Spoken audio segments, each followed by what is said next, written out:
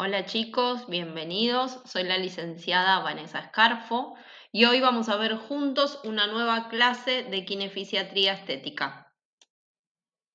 En esta oportunidad vamos a hablar un poquito de linfedema y lipedema. Lo primero que tenemos que saber es qué es un linfedema. Según el Consenso Argentino del año 2003, el linfedema no es ni más ni menos que un acúmulo de aguas, sales, electrolitos, proteínas de alto peso molecular y otros elementos en el espacio intersticial, como consecuencia de una alteración dinámica o mecánica del sistema linfático, que lleva a un aumento de volumen progresivo y evolutivo de la extremidad o región corporal con disminución de su capacidad funcional e inmunológica, lo que genera un aumento de peso y modificaciones morfológicas, ¿sí? Estas proteínas de alto peso molecular no pueden ingresar al torrente venoso para ser reabsorbidas o eliminadas, ¿sí? Por eso es que el sistema linfático se encarga de traer estas proteínas de alto peso molecular junto con los electrolitos, sales, agua y demás del espacio intersticial de vuelta, pero cuando hay una alteración, ¿sí?, de ese sistema linfático y todas estas sustancias permanecen en el espacio intersticial, se da una patología que se denomina linfedema. En esta imagen pueden observar los diferentes grados del linfedema, ¿sí?, que cuando no es tratado adecuadamente puede avanzar hasta provocar una desfiguración, llamémoslo, del segmento o miembro en cuestión. En este caso vemos una imagen de miembro inferior, ¿sí?, pero el linfedema también puede darse en miembro superior. A los linfedemas los podemos clasificar según su etiología, es decir, su causa, según su topografía, localización y según su clínica, los signos y síntomas que den. Su etiología los vamos a dividir en primarios y secundarios.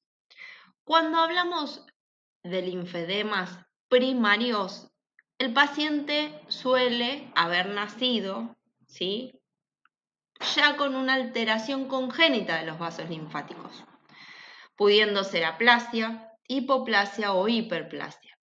Si hablamos de aplasia, estamos hablando de una carencia total de los vasos linfáticos en una región del organismo. Un hecho que es discutible porque una carencia total daría lugar a un edema que va a impedir la supervivencia de esa persona. Puede existir, en cambio, una aplasia de los vasos linfáticos iniciales, pero haber presencia de colectores linfáticos. Si hablamos de una hipoplasia, estamos hablando de que esa persona nace con un número menor de vasos linfáticos o los que tiene son más estrechos, más chiquitos que lo normal. Y si hablamos de una hiperplasia, ¿sí?, estamos hablando de, por ejemplo, por insuficiencia valvular, los linfangiones suelen dilatarse y engrosarse alterando su fisiología. Eso en cuanto a los primarios. Si hablamos de los secundarios, son los linfedemas que se adquieren por diversas causas. Puede ser una causa tumoral o neoplástica u otros trastornos de tipo expansivo que en su crecimiento comprimen a los vasos linfáticos. Puede ser una causa inflamatoria como linfangitis, ¿sí?, por ejemplo, por parásitos que generen una inflamación de estos vasos linfáticos. Puede ser traumática por heridas, contusiones, cicatrices, que por la extensión de esa cicatriz, por la amplitud, impide que los vasos linfáticos actúen como tienen que actuar, se dañan, no se pueden restablecer de nuevo esa circulación y pasa a ser una circulación linfática insuficiente, ¿sí? Estos linfedemas secundarios, vamos a recordar que puede haber muchas causas, ¿sí?, pero son adquiridos en consecuencia a una causa, a una patología, a un trauma, a un tumor, ¿sí? Son secundarios a otra cosa. Según su topografía, su localización, ¿sí?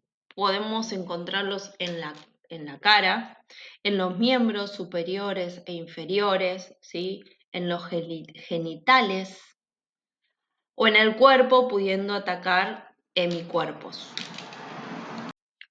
Según la clínica, los vamos a clasificar en malignos y benignos. Malignos ya sabemos de lo que estamos hablando, ¿sí? Y en cuanto a los benignos, vamos a tener que dividirlos en 4 estadios. El estadio número 1 no presenta lesión cutánea y es el linfedema. Responde al tratamiento en menos de 3 meses.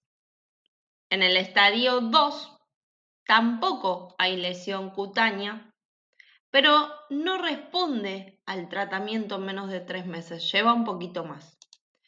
En el estadio 3 hablamos de un fibredema, ¿sí? ¿Qué es un fibredema? Es una fase avanzada, estadio 3 del linfedema, donde el tejido conjuntivo se vuelve como más hiperplásico, ¿sí? Se ha vuelto hiperplásico, lo que va a llevar a un edema duro e irreversible. Y el último estadio es el estadio de elefantiasis, ¿sí? Que es la forma más grave que tiene el linfedema. Es una condición crónica donde la acumulación de ese líquido linfático va a causar obviamente hinchazón severa y deformaciones en las extremidades, principalmente las piernas, pero también puede generarlo en brazos, mamas o genitales. Esta elefantiasis, que también se conoce como filariasis, la pueden encontrar filariasis linfática, es causada por la obstrucción del sistema linfático que normalmente drena los líquidos y las proteínas de los tejidos del tejido intersticial. En la elefantiasis la piel se endurece y se engruesa y dificulta totalmente la movilidad, causando dolor. La movilidad de ese linfedema tan avanzado, ¿no? De esa linfa que está estancada. Estos linfedemas van a ser con frecuencia indoloros, no se van a advertir cambios en el color de la piel, siempre son unilateral, raramente, siempre no, pero raramente son bilaterales, predominando más un miembro que el otro. Compromete el dorso del pie en miembros inferiores y mano en miembros superiores. Dorso. Presenta el signo de Stemmer positivo, que es la dificultad de tomar entre los dedos el pliegue cutáneo, ¿sí? Hacer como un pellizcón. Generalmente se toma en la cara dorsal de la primera falange del segundo dedo del pie. Va a haber un aumento de los pliegues cutáneos a nivel de las articulaciones y los dedos del pie presentan un perímetro cuadrado. En cuanto a las manifestaciones dermatológicas en el linfedema, nosotros tenemos que saber que el linfedema, al ser un edema de alto contenido proteico, predispone a la aparición de infecciones bacterianas, ¿sí?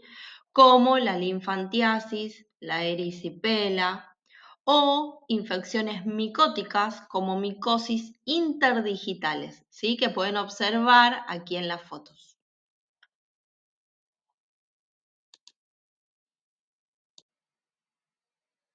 Bueno, hemos llegado al final de la clase del linfedema. Muchas gracias por escucharme hasta acá.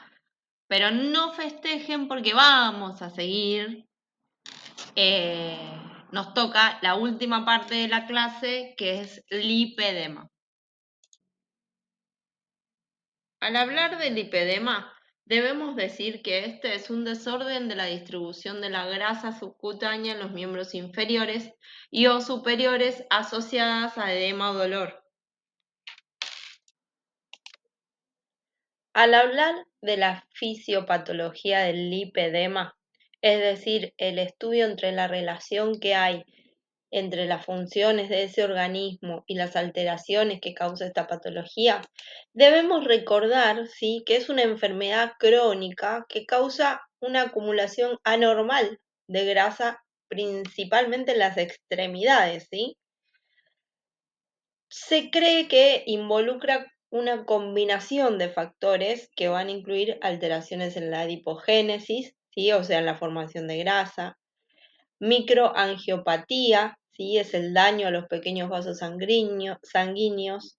Hay una disminución del trabajo, de la acción del sistema linfático, y esta enfermedad afecta principalmente a mujeres y se va a caracterizar justamente por ese depósito de grasa simétrico en las piernas con dolor, hinchazón y tendencia a la formación de moretones. Entonces, tenemos que tener en cuenta que va a haber una disminución de la elasticidad de la piel y el tejido celular subcutáneo. La membrana basal de los vasos se va a engrosar. Hay una alteración de la motricidad, de la vasomotricidad. Hay una disminución de la resistencia vascular con aumento de la perfusión cutánea, con aumento de la filtración capilar. Hay un aumento de la presión venosa.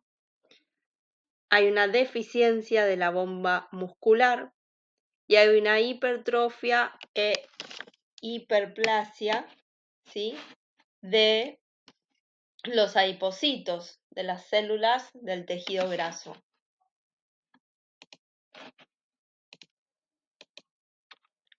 Entre los síntomas vamos a encontrar obviamente sensación de hinchazón y tumefacción, sensibilidad al contacto y o a la presión o al frío, teleangiectasias, ¿sí?, las famosas arañitas en la cara lateral de muslos, que son la resultante de la presión que ejerce ese tejido grasoso, ¿sí?, ese tejido graso, que obstruye a los vasos subcutáneos y la sangre no fluye como debe fluir, por ende queda atascada y eso es lo que da el dibujo de las famosas arañitas o teleangiectasias. Esto puede progresar apareciendo hematomas y a veces no hay causa externa que origine ese hematoma directamente, ¿sí?, sino es producto del lipedema. En cuanto a los estadios del lipedema, vamos a empezar a pensar, ¿sí?, desde lo más leve hacia lo más grave, a un lipedema avanzado. Entonces vamos a dividir en 3 estadios. El estadio número 1 no hay alteraciones cutáneas. En el estadio número 2 hay nódulos cutáneos que alternan con pozos, como el signo de Godet positivo, ¿sí?, hipersensibilidad en la cara anterior de la tibia, hay alteración de la coloración de la piel, ya se va transformando. Y en el estadio número 3 hay grandes alerones de piel con deformidad por ese depósito anormal y excesivo de tejido graso. Ya es mucho más evidenciado, como pueden apreciarlo en las fotos. En la filmina anterior hablamos de los estadios del lipedema, desde lo más leve hasta un lipedema avanzado. En esta filmina vamos a hablar de los tipos del lipedema, ¿sí?, que depende la localización, el avance de su localización, ¿sí? Lo vamos a dividir en tipo 1, tipo 2, tipo 3, 4 y 5. El tipo 1, hay un aumento de la distribución de la grasa en muslos y glúteos. En el tipo número 2, el lipedema se extiende hasta las rodillas con la formación de almohadillas en la cara interna de las rodillas. En el tipo número 3 se extiende desde las caderas hasta el tobillo. Y en el tipo número 4 los brazos están afectados como los miembros inferiores. Y en el quinto, en el tipo número 5, ya hay un lipolinfedema, Ya es una combinación de lipedema y linfedema.